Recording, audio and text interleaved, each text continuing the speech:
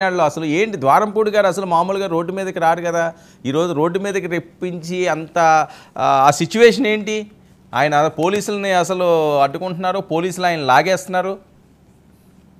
వరం గారు నమస్తే అండి, మీకును అలాగే మిగతా మిత్రులు కూడా. ఉమ్, ఇది వార్డ్ నెంబర్ 9లో ఆయన అనుచరుడు ఒక ఆయన కాలువ మీద ఆక్రమించుకుని ఇల్లు కట్టారండి. ఉమ్, దాని పక్కన కూడా ఇంకా కాలువ మీద ఆక్రమించుకున్న భూమి పైన 5 షెడ్లు వేసి విడివిడిగా గతంలోనే అమ్మేద్దామని చూశారు. అది ఎందుకో కాలువ భూమి కాబట్టి డాక్యుమెంట్స్ లేకపోయేసరికి అది అవ్వలేదు. ఇప్పుడు ఈయన కట్టిన ఇల్లులో G+1 పర్మిషన్ ఉంటుందండి. అది కాక సెకండ్ ఫ్లోర్ వేయాలని చూస్తే కనీసం ఇప్పుడైనా సరే ఆపాలని చెప్పి ఈ కొత్త ప్రభుత్వం వచ్చిన తర్వాత గతంలో చంద్రశేఖర్ రెడ్డి గారి అడ్డుపడడం వల్ల దాన్ని ఏం చేయలేకపోయారు. కొత్త ప్రభుత్వం వచ్చినప్పుడు పైన సెకండ్ ఫ్లోర్ ఆపాలని చెప్పి నోటీసులు అంటించారు. వారం రోజులైంది. వారం రోజుల తర్వాత మీరేమి రెస్పాండ్ అవ్వకపోతే దాన్ని కూల్ చేస్తామని చెప్పినా కానీ అలాగే ఉన్నారన్నమాట. ఇప్పుడు అధికారులు అందులో దిగి దాని మీద యాక్షన్ తీసుకుంటుంటే ఇప్పుడు కొంతమంది వచ్చి ఆపాలని చూశారు. ఈయన చంద్రశేఖర్ రెడ్డి గారు కూడా చాలా మంది కాల్ చేశారట, కానీ ఎవరు కూడా రెస్పాండ్ అవ్వకపోయేసరికి ఇంకా ఆయనే స్వయంగా రంగంలో దిగాల్సి వచ్చింది. గతంలో అనుకోండి పోలీసులు అంతా సెల్యూట్ చేసేసి అక్కడి నుంచి వెళ్ళిపోయేవారు, కానీ ఇప్పుడు అలా కాదు కదండి. పైన గట్టిగానే యాక్షన్ తీసుకుంటారు కదండి. ఇప్పుడు డిప్యూటీ సీఎం గారు ఇక్కడ మొన్న ఇక్కడ మా జిల్లాకు వచ్చారు. అంతకుముందు కూడా పౌర సరఫరాల శాఖ మంత్రి గారు వచ్చారు. మొత్తం అన్ని లెక్కలు తీస్తున్నారు కదా, లోపల బొక్కలు ఏమన్నాయండి. సో కొంచెం స్ట్రిక్ట్ యాక్షన్స్ ఉంటాయని వారికి కూడా తెలిసి డిపార్ట్మెంట్ కూడా ఆయన ఇంట్లో నుంచి పైకి వెళ్ళలేకపోతే పైన ఏదైతే కూలగొట్టడానికి ముందు కార్పొరేషన్ నుంచి వచ్చిన అధికారులు ఉన్నారో వాళ్ళ పైన రాళ్ళు ఇచ్చి కొట్టారంటే, ఇటుక బెడ్లు ఇచ్చి కొట్టే ఇద్దరు పారిపోయారు. కానీ మిగతా వాళ్ళందరూ అలాగే ఉన్నారు. మళ్ళీ వీళ్ళందరినీ కూడా వెనక్కి తోసేసాక ఇప్పుడు దాన్ని ఏదైతే పర్మిషన్ లేదో అక్కడ తీసేయడానికి సిద్ధపడుతున్నారు. ఎవరు కొట్టారు ఈ ఇటుక బెడ్లు ఇచ్చి? ఏం వైసీపీ నాయకులే. చంద్రశేఖర్ గారు ఉన్నారా అప్పుడు? ఎవరండి? ద్వారంపూడి ఉన్నారా ఆ టైంలో? ఉన్నారండి, స్పాట్ లో ఉన్నారు. అప్పుడే కదా వీడియోలు తీయడం మొదలు పెట్టారు. ఆ కూడా ఒక మహిళా అధికారి కూడా వచ్చారు. ఆ వీడియోలు చూస్తే దూరంగా ఉండి ఆవిడ వీడియో తీస్తుంది. ఇప్పుడు మీరు అక్కడ ప్లే చేసి వీడియోలో చూస్తే ఒక మహిళా పోలీసులు కూడా వచ్చారండి. ఆ గ్రీన్ కలర్ చుడిదార్ లో ఉన్న ఆవిడ ఉన్నారు, అంటే ఆవిడ అధికారి అనమాట అండి. అవన్నీ అందరూ అక్కడే ఉన్నారు. ఇంతకు ముందు లేదు అనుకోండి, ఎంతో భయపడిపోయేవారు. కానీ ఇప్పుడు ఆ పరిస్థితి లేదు, గట్టిగానే యాక్షన్ తీసుకుంటున్నారు. ఇది కాదు ఇంకా చాలా ఉన్నాయండి. ఇది అంతం కాదు, ఇది ఆరంభం అంటారు చూడండి. ఇది స్టార్టింగ్ మాత్రమే. చీడల పొర్ర అని ఉంటుంది, అది కూడా కాకినాడ సిటీ లిమిట్స్ లో వచ్చేదే.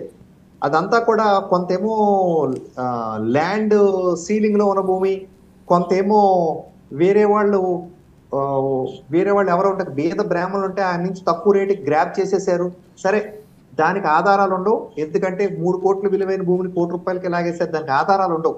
ఏదైనప్పటికీ ఆధారాలు ఎక్కడ ఉన్నాయంటే అండి, దాని పక్కనే ఇంకొక అరెకరం భూమి ఉంటే ఒక ఆయన మీలాంటి వాళ్ళు నాలాంటి వాళ్ళు ఒక కోర్టు ఆక్షన్ ద్వారా వచ్చిన ఒక వ్యక్తి నుంచి ఏదో కొనుక్కుంటే అతన్ని ఆ సైట్ లోకి వెళ్ళనివ్వకుండా అడ్డంగా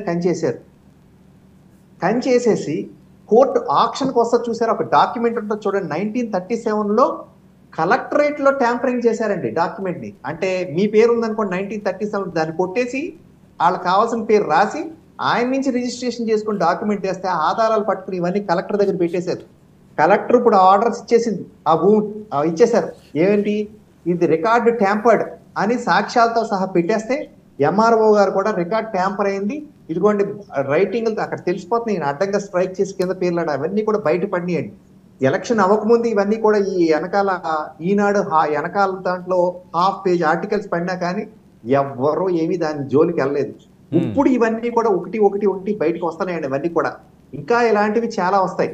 ఇంకా పోర్టు లెక్కల్లోకి వెళ్ళాలి అంటే ఆనంద్ సాగర్ గారిని నేనేమి తప్పు పట్టట్లేదు, కానీ ఆయన కంపెనీ పేరు చెప్పారు, వేరే కంపెనీ పేరు చెప్పాలండి. ఇప్పుడు పౌర సరఫరాలు బియ్యం దొరికిందండి. అంటే ఇది ఇప్పుడు నేను వేళ చెప్పేది మీకు చాలా పెద్ద అమౌంట్ కనిపిస్తుందండి. 18,000 టన్నుల రేషన్ బియ్యం దొరికింది. మీ లెక్కల్లో చాలా పెద్దది, కానీ అది ఎంతే వరం గారు ఇంకా అంత ఉంది. ఇంకా లెక్కల్లో తీయాల్సింది, ఇంకా తనిఖీలు జరుగుతున్నాయి. ఇవన్నీ కూడా ఎలా పట్టారనుకుంటున్నారు? ఈ ఆనంద్ సాగర్ గారు చెప్పారు చూడండి, నూకలని. ఆ నూకల్లో రేషన్ బియ్యం ఉందని ఎలా ఐడెంటిఫై చేశారంటే అండి, ఫోర్టిఫైడ్ రైస్ అంటే విటమిన్ కలిపిన బియ్యం అక్కడక్కడ కలుపుతారండి రేషన్ లో. అవి నూకలు కట్ చేసేసిన తర్వాత అందులో ఉంటాయన్నమాట అండి. ఇప్పుడు యూరియా కూడా మోడీ గారు ఏం చేశారంటే అండి, యూరియా పైన వేప కోటింగ్ వేసేస్తే అది కరెక్ట్ గా అక్కడి నుంచి వచ్చిందని తెలిసిపోయింది. అలాగే ఈ బియ్యం అంతా కూడా తెలిసిపోయింది రేషన్ బియ్యం నుంచి వచ్చిందని.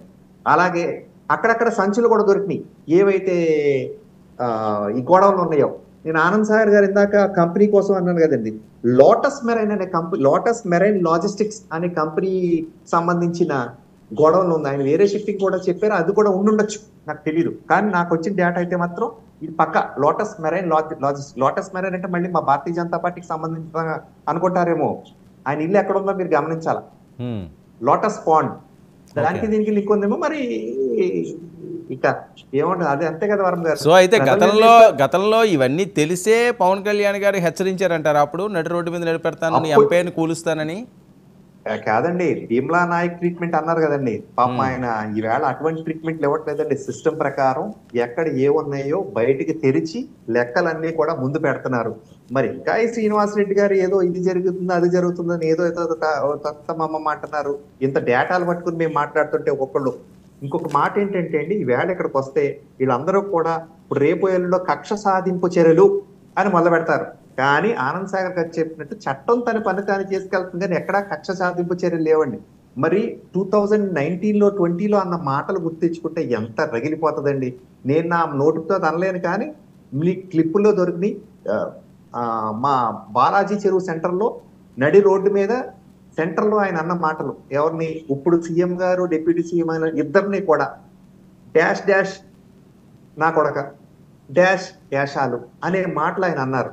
అంటే ఇక్కడ మనం సభ్యత కాదు అని నేనైతే అలా అనలేను. ఆ పక్కనే ఉన్న ఎంపీ, ఆ రోజు ఎంపీ గీత గారు పక్క నుండి ఆవిడ సిగ్గుపడి పక్కకు తలంచుకుందండి.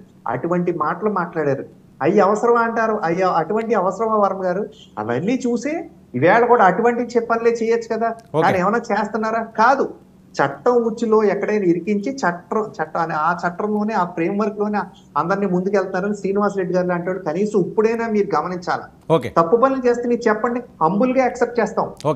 ఇంకొక చిన్న విషయం వరం గారు, ఆ రోజు కూడా పవన్ కళ్యాణ్ గారిని ఓడించాలని అక్కడ ఒక నియోజకవర్గంలో 4 మండలాలు ఉంటే ఒక్కొక్క మండలానికి ఒక్కొక్క రాష్ట్ర స్థాయి నాయకుడిని పెట్టి ఓడించాలని చూశారు. ఆ నియోజకవర్గంలో గెలిస్తే డిప్యూటీ సీఎం ఇస్తానన్నారు. ఎవరికి? ఆ వంగ గీత గారికి.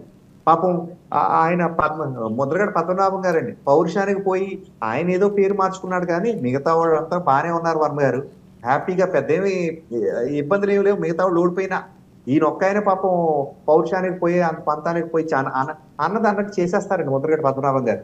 ఈ ఎలక్షన్ లో అటుపక్కున్నారు.